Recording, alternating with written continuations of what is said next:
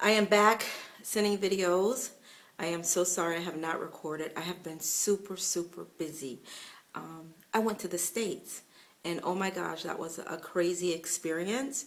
I felt out of my element. My kids went with me. My kids think every American is rich like they did before we left, because in Israel everybody don't have cars, but in America everybody has a car. So that was the story. I kept saying to my kids, no, it's just you need to travel everywhere. Everybody has a car because everybody don't ride buses. And in the States, when you ride the bus, I guess except like in New York and places like that, but for sure in the South, if you ride the bus, it's like you're, well, I shouldn't say that. Anyway, my kids just thought everybody was rich. So that was funny. They found it interesting, and my family was very surprised or amazed, I think, that my kids were mannerable. I don't know what they thought it would be like, but they thought my kids were very mannerable. They thought my kids were not always wanting things. Now, my kids are not, they don't know TV. So at my sister, she has a TV in every room. I'm sorry I'm moving around because I have to go run errands soon, but I just wanted to send out a quick video, and then I'll probably do another one when I get back. Anyway, they were, they never saw TV. So, because we don't have TV, I don't have a TV. I mean, people have TVs, but we do not allow our children to look at TV. So we don't have one in the house. We let them look at like certain videos or whatever that are like very educational, like teaching them math, teaching them history, things like that, but not just like STOM a video. So, so my sister, she's got this huge TV, and hers isn't even like a new style of TV, but you can like, I guess you can record, not record, that's like old school, but you can program it to look at your show when you come back. I don't know how it goes. Anyway, my son was, I kid you not, he was in front of that TV from the moment he got there till we left. Now, I didn't care because I went actually for a funeral, so I wasn't necessarily in the right frame of mind. My mom had died, and it was like really, I just wasn't 100% on top of my kids while we were there, in the sense of like making sure they did like certain seders and things that they have to do in the day. I didn't even do that. But my kids knew, and they still did what they had to do, but there was the TV, and my son was in front of that TV every day. Now, we were there for a week. Now, I feel so bad because my son cannot read Hebrew. I mean English. He just really started speaking English very well, so he cannot read English at all. So I think like you press if you want to pay for something, like a show you want to pay for. So green means to him go, right? But the green was to pay for the video. I feel so bad. My son ran up my sister's cable bill to like $743. Or something like that. Like, I don't know, whatever her bill was is usually, and then on top of that, but it wasn't, I mean, like, her bill is $743. So mostly, and they don't really like look at it so much, but I feel so bad that my son was ran up her bill. And I'm laughing because I'm laughing of shock.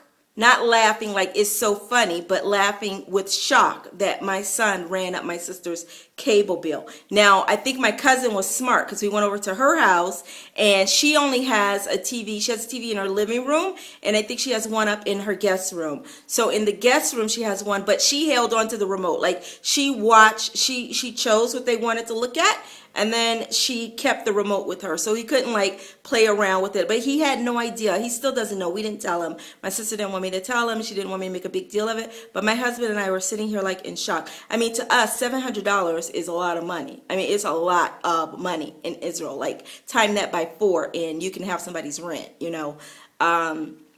So we were in shock, but thank God she was okay about it. She was happy to see her nephew, and it was a great experience. Like, we went, I will say we were all happy to come back to Israel because I forgot how hard it is to be whoever you want to be in the South. Like, we were in Georgia, right? So it's the same. I felt like the whole there's no diversity. It's diversity in a sense like Atlanta, there's mayors and governors and in high positions with people of color. But at the same thing, the neighborhoods is still the exact same. It has not changed. It has not changed at all.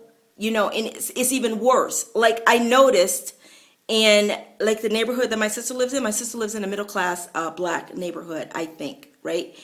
But surrounding that is like a lower economical group of black people that and I say black or Asian or whatever, but minority, right? Every 5 steps is a fast food restaurant. Every billboard is a black person, which is great. I was like, oh wow, such progressiveness. Yay. Wow. Right. And it had, every 5 steps was a fast food restaurant.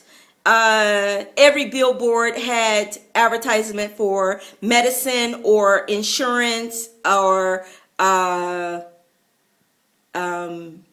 medical or insurance. That was the whole thing, right? And then like, wow. And then we went to the neighborhood that I've always loved and I've always wanted to live in, which is Ponce de Leon, which is like downtown Ponce de Leon, I think. And I love that area. I think it was Ponce de Leon. Very, very nice, right? Always wanted to live there. Beautiful, like nice houses, yards, and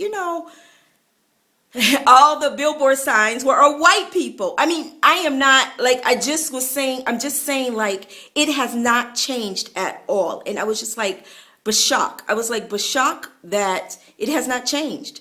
And that was amazing. Like my kids didn't notice that because they don't, in Israel, like you have all kind of people and whatever, and they don't, thank God, they don't pick up on things like, but for me, who came from the States and lived in the South, I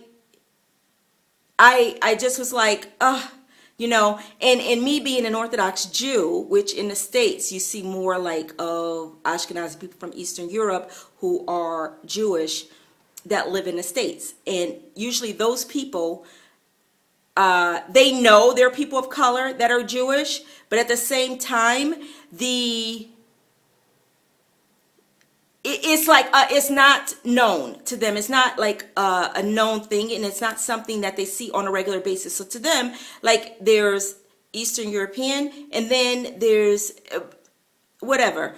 I was happy to come back. I'm not throwing shade on it because we had a wonderful time with our family, and my family was amazing. They were so amazing to me and my kids, and I just really appreciate that. And I think about them all the time, and I realize like I really want to be around them more, but not in the States. Like I want to meet them I want to go to Europe. Like Europe to me is close, so I can meet them in Europe. Like we can go places.